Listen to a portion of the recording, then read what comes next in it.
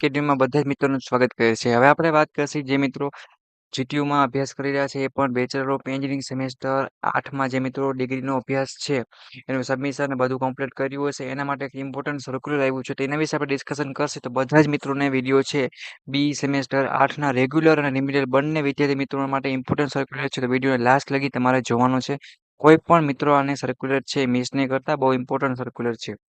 તો તમારું સર્ક્યુલર છે મિત્રો એ કેના ઉપર છે તો કે ગાઈડલાઇન્સ એન્ડ ઇન્સ્ટ્રક્શન છે કેના માટે તો રિગાર્ડિંગ ધ ઓનલાઈન તમારા માર્ક્સ જે એન્ટ્રી થતા હોય છે કે આ bachelor of engineering semester 8 regular અને રેમિડિયલ સમર 2025ની વાત કરેલી છે. આ તમારું જીટીયુનું એક સર્ક્યુલર છે. જો સર્ક્યુલરમાં માર્ક્સ છે આપણે ફરજિયાત જોવાના એટલે કે એમઆઈ માર્ક્સ કહેવાય એટલે કે મિડ ઇન્ટરનલ માર્ક્સ તમારે કહેવાય. એની ઇમ્પોર્ટન્ટ તારીખ આપેલ છે, ડેટ આપેલ છે. એ તારીખે તમારે જોવાના હોય છે અને પર્ટિક્યુલરલી આપણે જોવા જાય મિત્રો તો બી સેમેસ્ટર 8 રેગ્યુલર અને રિમિડિયલ બંને વિદ્યાર્થીની વાત કરી છે અને કમ્પોનન્ટ કયા છે તો કે મિડના માર્ક્સ હશે જે હોય અને ઇન્ટર એટલે એમઆઈ માર્ક્સ કહેવાય. ડિપ્લોમા તો એમઆઈ માર્ક્સ. અહીંયા આપણે એમ અને આઈ આપ્યા છે. તો જે માર્ક્સ છે એ લોક થશે આપણી ઇન્સ્ટિટ્યૂટ એટલે કોલેજ દ્વારા. એ 3/8થી થશે. એ આપણે સરને કરવાનું હોય છે. આપણે આમાં કાંઈ કરવાનું હોતું નથી. Duration to view mark for student આ 9 તારીખથી 10 તારીખ છે. આમાં આપણા માર્ક છે મિત્રો એ જોવાના હોય છે. જો આમાં કાંઈ પણ ભૂલ હોય સર દ્વારા માર્ક્સ મૂકવામાં અથવા તો કાંઈ પણ તો આપણે સુધારવાના હોય છે મિત્રો. અને પછી ડ્યુરેશન ટુ અપડેટ કરવા માટે રીલોક થઈ જાય છે પાછું ઇન્સ્ટિટ્યૂટ દ્વારા. 11 અને 12 તારીખ સુધીમાં આપણે માર્ક્સ છે આપણા સર ટીચર કે મેડમ જે તે કોલેજમાં હોય એ અપડેટ કરવાના હોય. જો કોઈ ભૂલ હોય તો તમારે શું કરવાનું મિત્રો એ સુધારી અને સરને વાતચીત કરી આ તારીખમાં એ અપડેટ કરી શકશે. અને જોવાનો ટાઈમ છે 9 તારીખ 10 તારીખ 2 દિવસ તમે જોઈ શકશો માર્ક્સ. કયા મિત્રો તો કે ડિપ્લોમા નહીં પણ ડિપ્લોમાથી ડિગ્રીમાં ગયા હોય અથવા તો બી સેમેસ્ટર 8ના વિદ્યાર્થી મિત્રોની વાત કરેલી છે. જો એકવાર 12 તારીખ વહી જાય મિત્રો અને જીટીયુની વેબસાઇટમાં માર્ક્સ છે એ લોક થઈ જાય રીલોક પછી તમે કોઈ પણ રીતે તમારા સર ટીચર કે કોલેજ દ્વારા કોઈ પણ રીતે માર્ક્સ એડ કરી શકશે નહીં.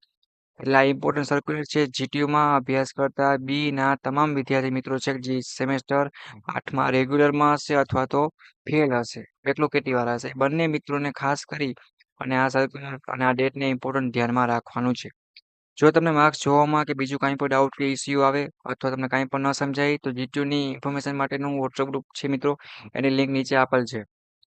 તો એમાં તમારે જોઈન્ટ થઈ જવાનું મિત્રો અને કાંઈ પણ પૂછવું હોય તો કોલ મેસેજ કરીને પણ પૂછી શકો છો. અને જીટીયુની આવી જ નવી અપડેટ જોબની અપડેટ આગળ તમારે ફ્યુચરમાં ઇન્ટરવ્યૂ અને નવા અપડેટ વિડીયો જોડવા માટે બધા મિત્રો જીટીયુના વોટ્સઅપ ગ્રુપમાં તમે જોઈન્ટ થઈ જવાનું. જોબ માટેના જોબનું વોટ્સઅપ ગ્રુપ લિંક તમને નીચે આપી દઈશ.